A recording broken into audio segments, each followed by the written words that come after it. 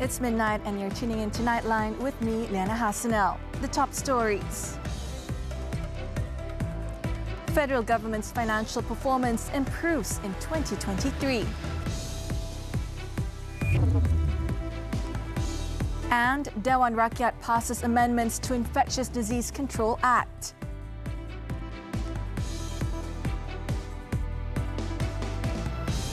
Good morning. The Malaysian Anti-Corruption Commission, MACC, conducted raids on 2 more safe houses on Sunday night, both allegedly linked to a prominent politician. Its Chief Commissioner Tan Sri Azam Baki said his officers also found some 321,000 ringgit in foreign currency. The latest raids are in connection to a multi-million ringgit sand mining concession corruption probe involving Menteri Besar Selangor Incorporated, MBI. The MACC also expects more safe houses to be uncovered, including funds stored in other banks, as it continues investigation into the case. 744,000 Sing-Dollar, lebih kurang duit kita 243,000 sekarang ini, satu. Kemudian di satu tempat pejabat dijumpai wang lebih kurang lebih pada RM78,000. Dan kita juga mendapat maklumat ada wang telah dibuat investment di Singapura. Yang itu saya tak boleh dedahkan berapa jumlahnya, siapa pemiliknya.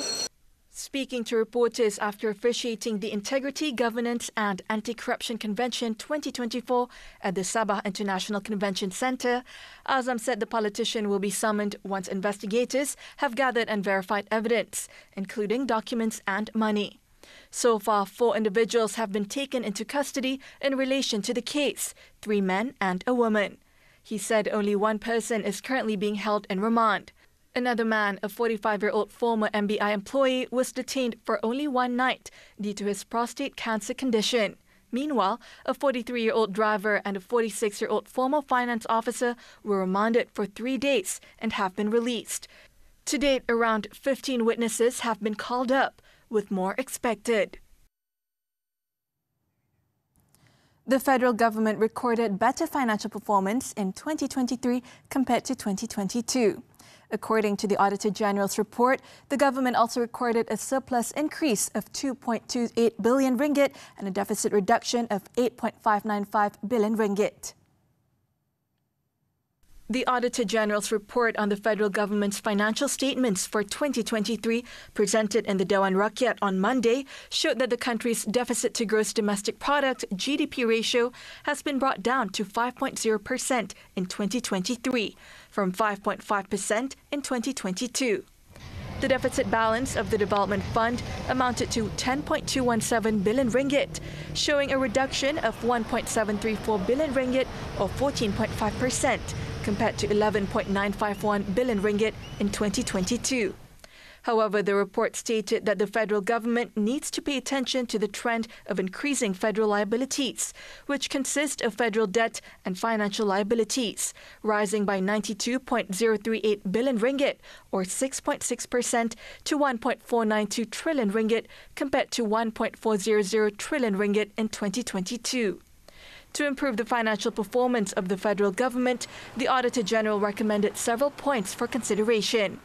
These include advising the federal government to continue efforts to increase revenue from various sources and to enhance governance in public expenditure management to ensure a stronger financial position. According to the report, the federal government should also ensure prudent public debt management to reduce reliance on new loans. The mastermind behind 25 gold robbery cases involving 34.2 million ringgit since 2018 was shot dead by police following car chase at Jalan Slim Lama, Tanjung Malim on Monday. Perak Police Chief Dato' Azizi Mat Aris said the shootout occurred around 3:10 a.m. when a team of 8 officers were patrolling the area. The incident occurred when the police spotted the suspect driving a Nissan Almera with a fake registration number at high speed in Jalan Slim, Tanjung Malim. When instructed to stop, the 43-year-old suspect sped up and fired several shots at the police vehicle. Police returned fire in self-defense, hitting the suspect. The suspect, who was on the police's wanted list, was pronounced dead at the scene by an assistant medical officer from Tanjung Malim Health Clinic. The suspect faced 11 criminal charges, mainly under the Penal Code, along with violations of Section 89 of the Police Act, Section 36 of the Weapons Act, and Section 105 of the Road Traffic Act. Police seized several items from the suspect's vehicle, including weapons believed to have been used during the robberies, including a 6-hour pistol, a pistol magazine, 6 bullets, 3 bottles containing bullet fragments, 3 casings, and 2 Tramontina machetes made in Brazil. Azizi added that the suspect's car was reported stolen in 2017. Investigations revealed the suspect was part of a group that targeted gold wholesalers. The group has been involved in 25 robbery cases since 2018 across Kuala Lumpur, Selangor, Pulau Pinang, Johor, Negeri Sembilan and Perak, with the latest robbery targeting a gold supplier in Wang Samaju, Kuala Lumpur on August 28th. In Selangor, the Customs Department has seized alcoholic beverages, scrap metal, e-waste and several other commodities worth 30.4 million ringgit in raids at Port Klang from August to October 4th. Its Director General Datuk Anis Rizana Muhammad Zainuddin said 6 imported luxury vehicles worth more than 740,000 ringgit were also seized in the raids. Anis said Selangor Customs found the vehicles in 5 containers at West and North ports on August 22nd. Preliminary investigations revealed all the vehicles, believed to have originated from East Asia, arrived at the port on July 17th without the required import permits. In the case of the alcoholic beverages, an inspection of 5 containers at North and West ports on September 26th led to the seizure of more than 70,000 litres of alcohol worth 3.11 million ringgit, believed to have been imported from East Asia and falsely declared as truck steel rims and photo albums. The department also seized about 1,098 tons of scrap metal valued at 13.2 million ringgit after confiscating 44 containers that originated from a country in the Americas at Westport on September 5th. Anis Rizana explained that the scrap metal was falsely declared as aluminium alloy, aluminium flakes and copper flakes to avoid the requirement for import permits. Through Ops E-Waste, Customs, in collaboration with the Environment Department, prevented a revenue loss of more than 558,000 ringgit by seizing about 2,119 tons of e-waste worth 5.59 million ringgit at Westport. In addition, the Selangor Customs also foiled bids to bring in undenatured ethyl alcohol, white cigarettes, kretek cigarettes, and alcoholic beverages, all worth about 7.15 million ringgit. The Prevention and Control of Infectious Diseases Amendment Bill 2024, which includes a provision to increase the maximum penalty to 5,000 ringgit, was approved unanimously by the Dewan Rakyat on Monday. The bill was passed with a majority after the third reading by Deputy Health Minister Datuk Lukanisman Awang Sauni and debated by 24 members of Parliament. In his winding-up debate on the bill, Lukanisman said the increased penalty of 5,000 ringgit was the maximum limit, with the actual fine being imposed based on the severity of the offence to ensure fairness and balance. He said an increase in fines is to ensure better compliance with established regulations, especially regarding infectious disease prevention measures. It also aims at strengthening public health controls for the safety and health of the public, rather than solely to punish. Lukanisman added the amount does not burden the public and reflects consideration for the well-being of the people and the country's socio-economic conditions, making it more affordable than in other nations. Commenting on enforcement issues, Lukanisman said authorized officers are trained personnel who act according to enforcement guidelines designed for monitoring purposes to ensure no abuse of power occurs. The government plans to introduce online scam legislation following the tabling of the 2025 budget as part of its commitment to enhancing online security measures. Minister in Prime Minister's Department for Law and Institutional Reform, Datuk Sri Azalina Othman Syed, stated that proactive measures had been taken to combat online scams, including amendments to the Penal Code and Criminal Procedure Code aimed at addressing cybercrime, especially financial fraud linked to meal accounts. Seksyen 424A, 424B dan 424C antara lain telah memasukkan peruntukan baru berkaitan kesalahan mana orang yang membenarkan bank akaunnya digunakan oleh orang lain tanpa kuasa yang sah atau maksud yang sah bagi menangani isu akaun kalda. She said this in response to a supplementary question by Kota Melaka MP Koo Poi Tiong regarding the government's plans to establish a legal framework for stricter online security measures for banks and telecommunications companies. Azalina added that online scams extended beyond telecommunications crimes, encompassing e-financial fraud, love scams, e-commerce deception, non-existent loans, and fake investments.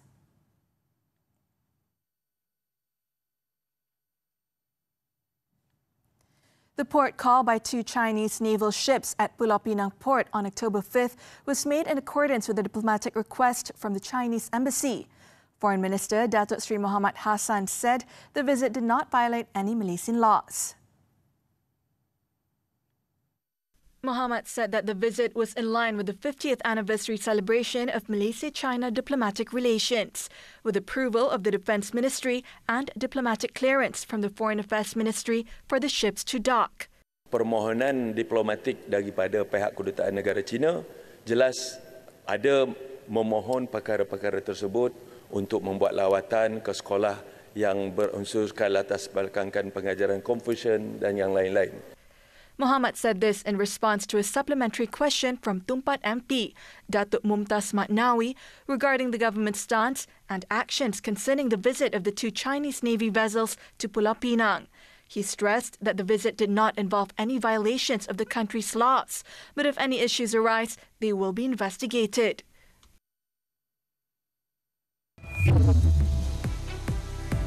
North Korea to blow up border roads amid drones dispute. This and more from the Foreign Front when we return.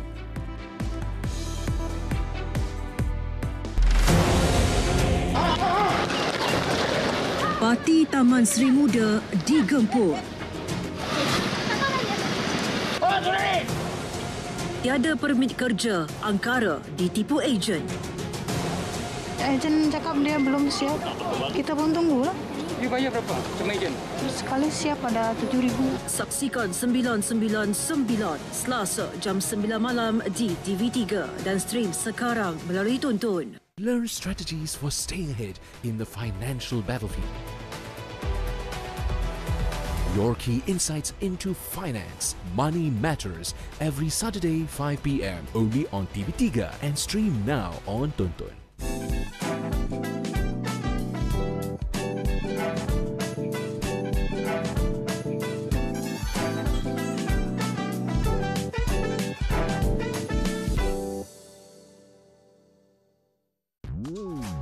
Apa yang menarik di MHI minggu ini? Kepelbagaian orkid Malaysia, khazanah flora negara yang perlu kita pelihara. Tips untuk mengelakkan kecederaan kepada genggedang telinga. Kalau memandu, anda kena ikut lorong yang betul. Kalau tak, anda menjadi punca kesesakan jalan raya. Akta Kawalan Produk Merokok Demi Kesihatan Awam 2024, sinar baru untuk generasi baru, bebas merokok. Rasionalisasi subsidi bagi belanjawan 2025. Jangan lupa temu janji kita Isnin hingga Jumaat. Dan stream melalui Tonton. We're back with news from the Foreign Front. The Zionist regime expanded its targets in its war with Hezbollah in Lebanon on Monday, killing at least 18 people in its first strike on the town of Al-Tiu in the north. According to the Lebanese Red Cross, the strike in the northern region hit a house that had been rented to displaced families. And in addition to the death, 4 people were also injured. Meanwhile, it was reported that another strike killed one of the commanders for Hezbollah's elite Radwan force in the Nabateh area. Hezbollah, however, has yet to comment on the matter. The operations come amidst high tensions between Israel and the UN peacekeeping force UNIFIL in South Lebanon. The European Union's foreign policy chief, Josep Borrell, also on Monday stressed the attacks by Israel on the United Nations peacekeeping mission in Lebanon are unacceptable.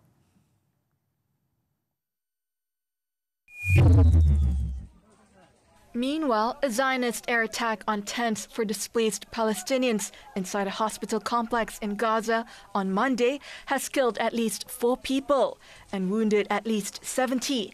many of them critically, as Israel's genocide in the besieged enclave continues for a second year. The attack at Al-Aqsa Martyrs Hospital in central Gaza's Deir el-Balah city hit tents where many displaced Palestinians had been sheltering. Gaza's media office said it was the 7th time this year that Israel has hit the grounds of Al-Aqsa Hospital, and the 3rd in the past couple of weeks, killing Palestinians who were forced to flee their homes. An Israeli army spokesperson confirmed the Israeli Air Force conducted the attack, claiming without evidence that the hospital complex was used as a command and control center by Hamas to carry out attacks against Israel.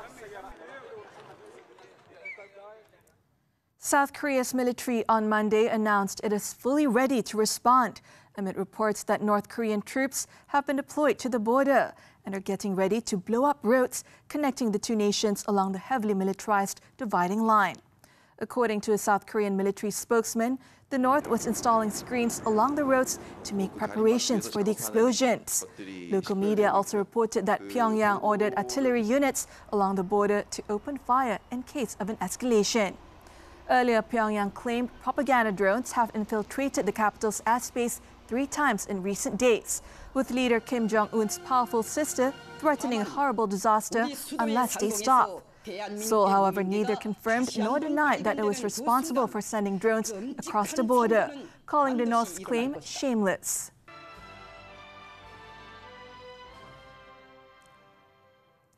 China launched a fresh round of war games around Taiwan on Monday, encircling the island and its outlying territories, after President Lai Ching-te delivered a National Day address that apparently angered Beijing.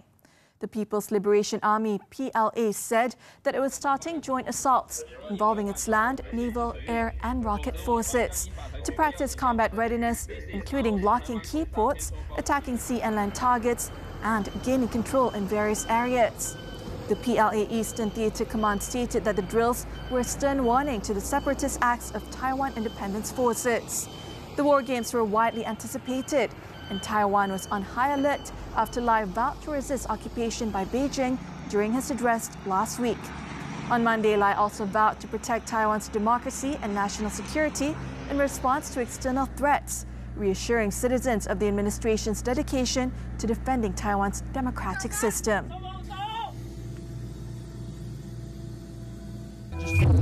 Fake license plate and loaded firearms. If you're asking me right now, I probably did have definitely.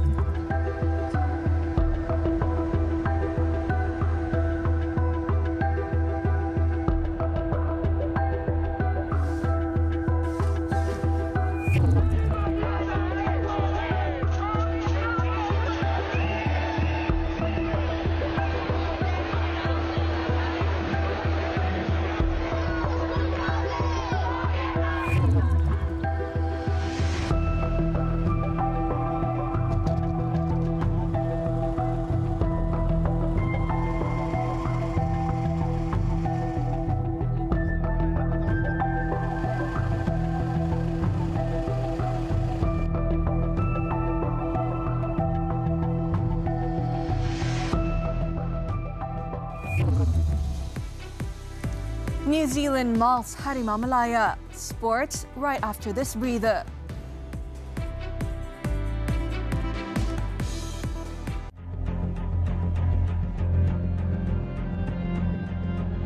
Firdaus Mokhtar telah mengenali kekasih beliau sehingga membawa kepada kehamilan pada Nur Fazlina. Dia dapat idea untuk summon seorang bernama Hussein.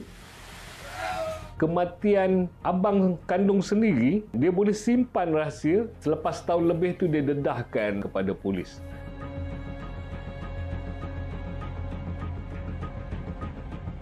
Wanita hari ini.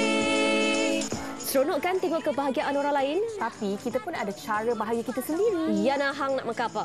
Bak main menu kedah sikit. Duit bukanlah segala-galanya. Tapi nak hidup ni perlukan duit. Nafkah adalah wajib. Tapi bagaimana pula dengan nafkah mengikut kemampuan? Apakah harapan wanita dalam Belanjawan 2025? Ayo suarakan pendapat anda Jumaat ini. Semuanya di WHI TV3 dan stream ditonton. Wanita hari ini.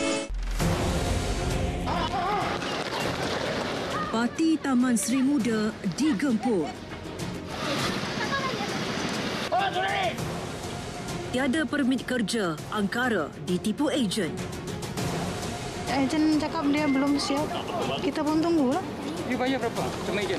Sekali siap ada 7,000. Saksikan 999 Selasa jam 9 malam di TV3 dan stream sekarang melalui Tonton. Sports now, football. Harimau Malaya were humbled by New Zealand 4-0 in their Tier 1 international friendly match in Auckland on Monday. National football team head coach Paul Marti Vicente expressed his regret to the fans, while at the same time acknowledging the strength of the 95th ranked team in the world.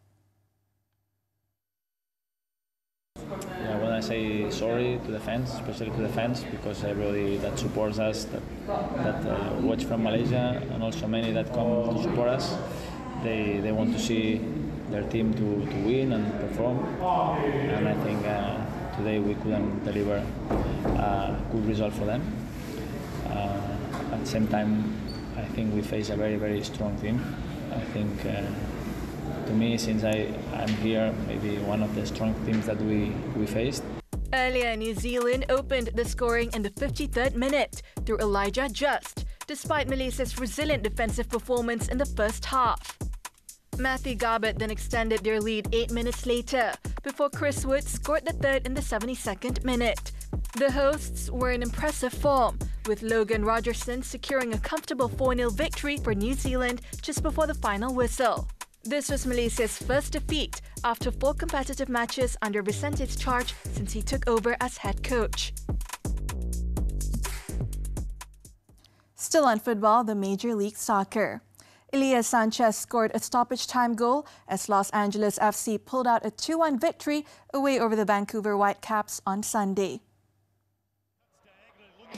The visitors went ahead just 35 seconds into the match when Mateus Bogus dinked a lovely finish from a tight angle on the left. The Whitecaps fought back in the second half and drew level in the 62nd minute, no thanks to an own goal by Sergi Palencia.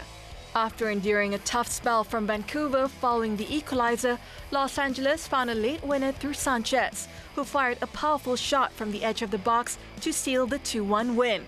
With the result, Steve Cherundolo's side are in second place on 61 points, while Vancouver are in 8th. Golf now, the 2024 Black Desert Championship. Matt McCarthy wasted no time making the most of his rookie season on the PGA Tour as the newcomer won the inaugural tournament on Sunday. The American held the 54-hole lead and was clinging to a one-shot edge when he reached the short par 4 14th hole. He wrapped up at 4 under 67, putting him at 23 under 261 total for the week, 3 strokes better than Germany's Stefan Jaeger. His victory in just his second start of the fall gave him a 2-year exemption on the PGA Tour. Jaeger was second place, while Lucas Glover, who matched Matthias Schmidt with the low round of the day at 62, tied for third place with Kevin Streelman.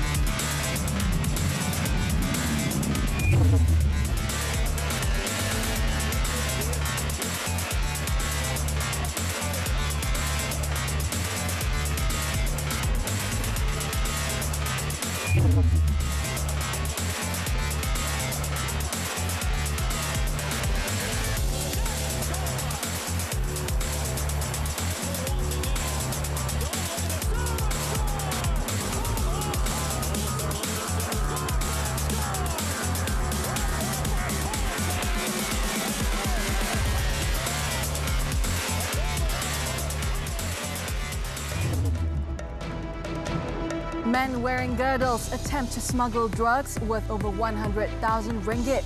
The shocking details when Nightline returns. Exploring an exciting new financial potential. Your key insights into finance. Money Matters every Saturday 5 p.m. only on TV3 and stream now on Tonton. Parti Taman Sri Muda digempur. Tiada permit kerja, angkara ditipu ejen. Ejen cakap dia belum siap. Kita pun tunggulah. You bayar berapa sama ejen? Sekali siap ada 7,000. Saksikan 999 Selasa jam 9 malam di TV3 dan stream sekarang melalui Tonton.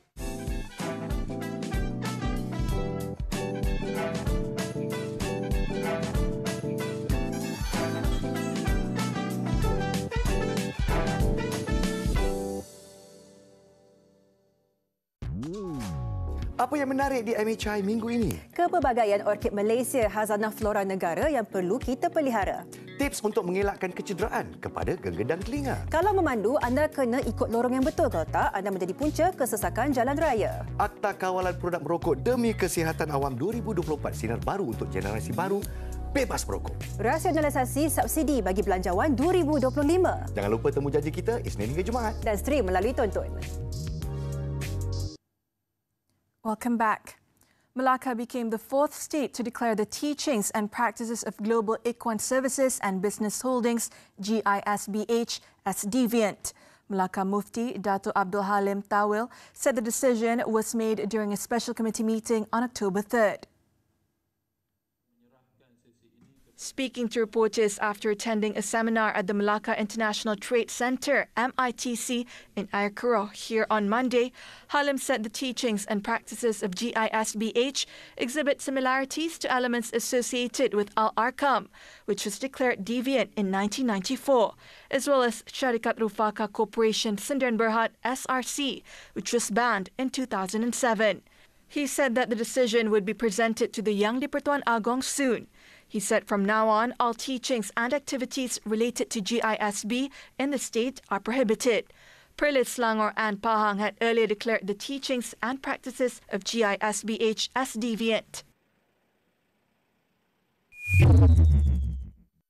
Meanwhile, in Pulau Pinang, a man believed to be linked to GISB Holdings was charged with committing sexual abuse against a 13-year-old on Tuesday. Muhammad Mikdam Muhammad Amir claimed trial to the charge. Muhammad Mikdam was alleged to have touched the child's private parts when he was a hostel warden, tasked with looking after the victim. He was accused of committing the offence at Rumah Jagaan Harapan Al Mahabah in Nibong Tebal on July 11, 2022. Sessions Court Judge Zulhazmi Abdullah later set bail at 5,000 ringgit with one surety and fixed November 14th for mention. Two men attempted to sneak out some 1.8 kilograms of shabu by stuffing the drugs into a pair of women's girdles and putting them on in a bid to evade authorities in the East Coast Tawau district. However, their ruse did not hold up when police saw through it before they could leave from the Tawau ferry terminal. In the incident on Friday, the suspects, both foreigners aged 39, were arrested by a team from the District Special Branch and auxiliary policemen at 9:45 a.m. Tawau Police Chief Assistant Commissioner Jasmine Hussein said the suspects were spotted in different locations at the terminal before they were detained. He said auxiliary policemen saw the first suspect behaving suspiciously as he tried to pass the security checkpoint to board a ferry bound for a neighbouring country. Checks found that he had hidden 5 transparent plastic bags containing suspected shabu, weighing more than 1.5 kilograms, in a girdle he was wearing. The police managed to detain the other suspect, who was waiting to board the ferry after successfully passing the screening process, and found 2 plastic bags containing suspected shabu in the girdle he was wearing and 4 more plastic bags in his shoes. The suspects had no previous criminal convictions, but both tested positive for methamphetamine and amphetamine. Both suspects have been remanded 7 days.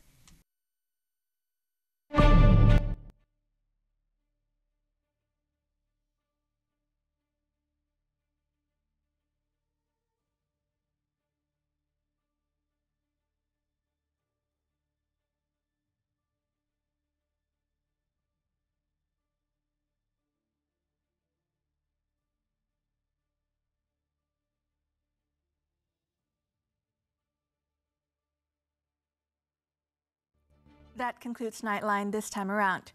Before we leave, let's take a look at a newly upgraded exhibition of painted terracotta warriors held by the Zhanjiang Museum in China, which offers audiences a glimpse into the military organization of the Western Han Dynasty through well-preserved figurines. With that, I'm Liyana Hassanel. Thank you for watching and be well, Malaysia.